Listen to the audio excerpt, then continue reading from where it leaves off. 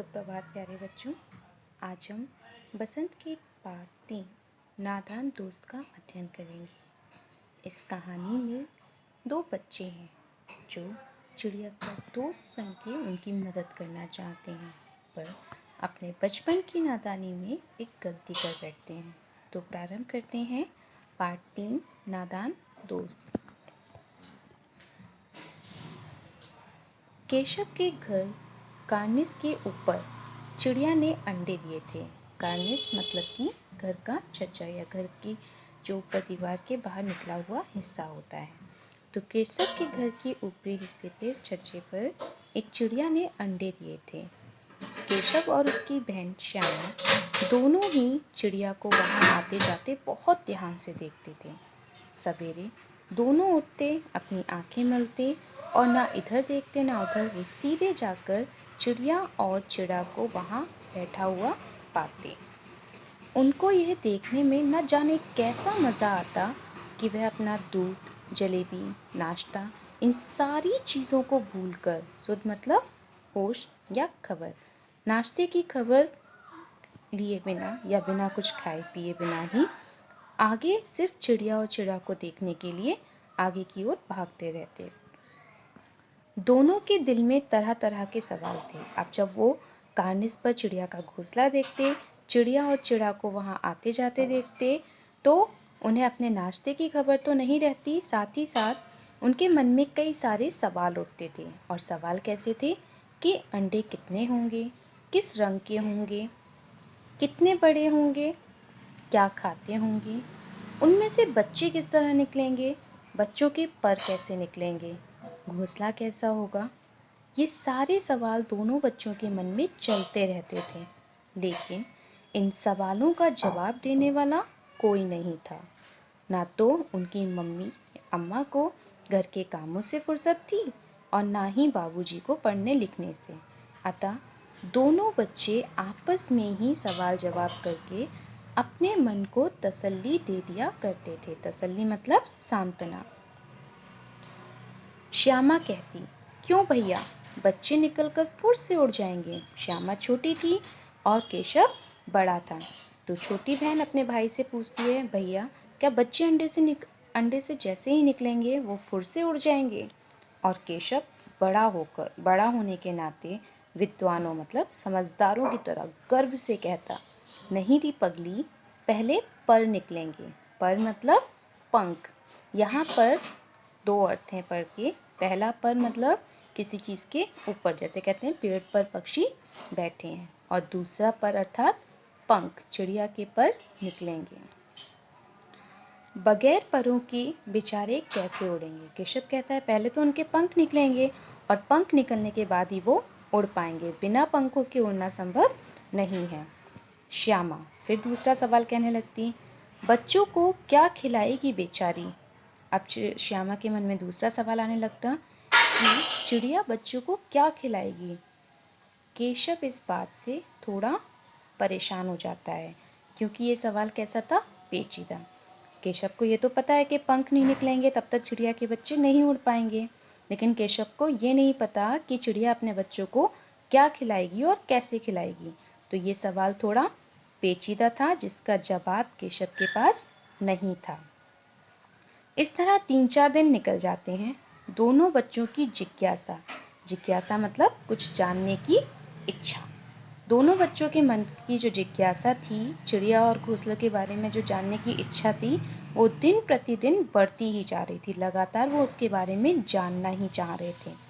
अंडों को देखने के लिए वे अधीर हो गए थे। अधीर मतलब बहुत ज़्यादा व्याकुल हो गए थे।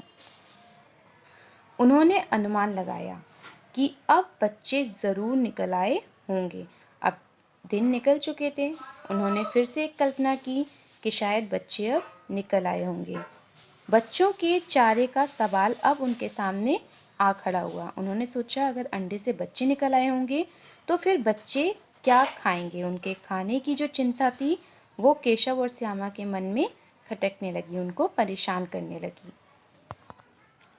अब बच्चे सोचते हैं, चिड़िया बेचारी इतना दाना कहाँ से पाएगी कि सारे बच्चों के पेट भर सके। केशव और श्यामा के मन में अब ये सवाल था कि एक छोटी सी चिड़िया इतना दाना पानी कैसे लेकर आएगी कि वह सारे बच्चों को भोजन करा सके।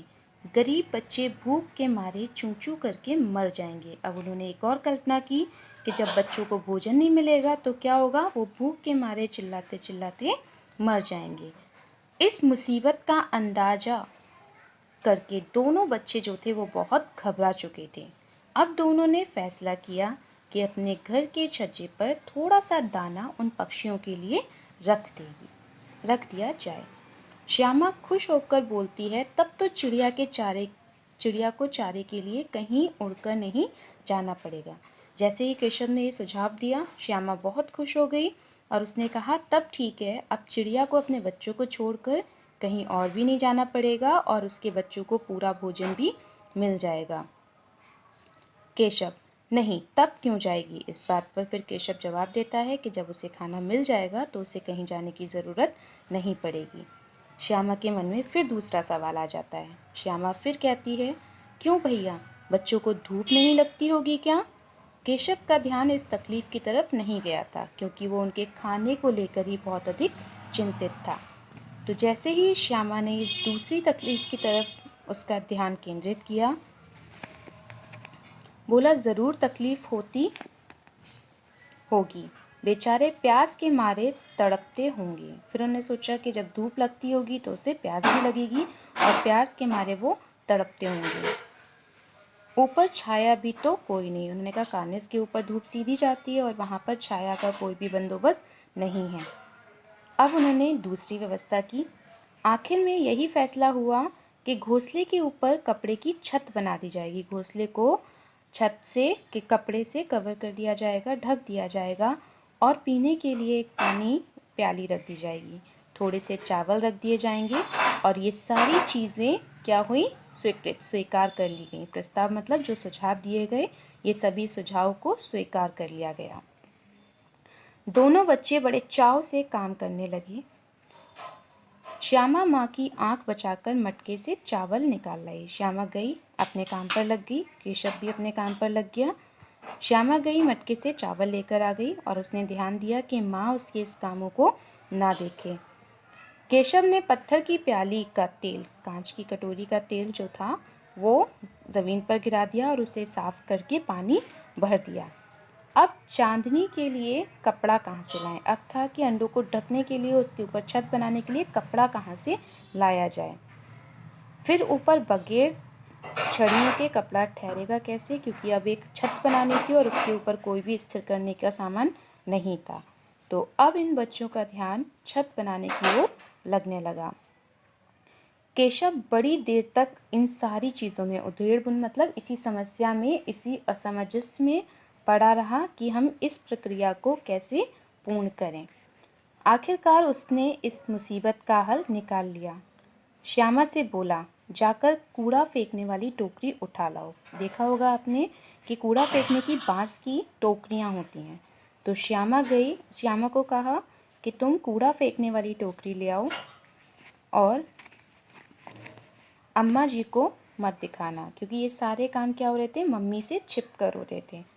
श्यामा, तब तो बीच से फटी हुई है। श्यामा कहती है कि कूड़े वाली जो टोकरी है वो तो बीच से फटी हुई है, टूटी हुई है, उसमें से धूप जाएगी। केशव ने झुंझला कर, मतलब अब वो खिसिया चुका था कि इसी सारी चीज़ों को संभालने की कोशिश कर रहा। उसने कहा, तू टोकरी लेकर आ, बाकी उन सारी चीज़ों का जो दिक्कत है, उन सारी चीज़ों की बंदोबस्त मैं कर लूँगा। सुराग मतलब टोकरी जो टूटी है, जहाँ से उसमें छेद है, उसे वो बंद करने के लिए हिमाकत मतलब कोशिश कर लेगा, कोई ना कोई तरकीब लगा लेगा। श्यामा दौड़कर टोकरी उठा लाई। केशव ने उसके सुराग को थोड़ा सा कागज़ ठूसकर भर दिया। वो टोकरी आई, उसको कागज़ भर के उसमें जो सुराग था उसको बंद कर दिया गया।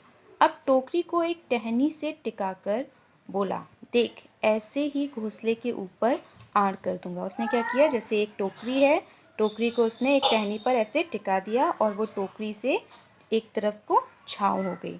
और उसने फिर श्यामा से कहा कि इस तरह से मैं घोंसले के ऊपर छाँव कर दूंगा और फिर वहाँ धूप नहीं जाएगी। श्यामा ने दिन में सोचा। श्यामा को ये सब देखकर अपने भैया पर बहुत गर्व हुआ कि मेरा भैया सच में कितना चालाक है। यहाँ चालाक किसी भी तरह की नकारात्मक सोच नहीं है, उसकी बुद्धिमानी के ऊपर ये बात बात कही गई है कि उसका भाई कितना समझदार है कि उसने चिड़िया के भोजन का बंदोबस्त कर दिया, चिड़िया के ऊपर धूप ना आए इसका बंदोबस्त कर दिया, टोकरी टूटी थी उसको भी ठीक करने की जो थी योजना वो बना ली, और जल का भी बंदोबस्त कर दिया। तो सच में मेरा भाई कितना समझदार है, कितना चालाक है कि उसने इन सारी समस्याओं का हल निकाल लिया।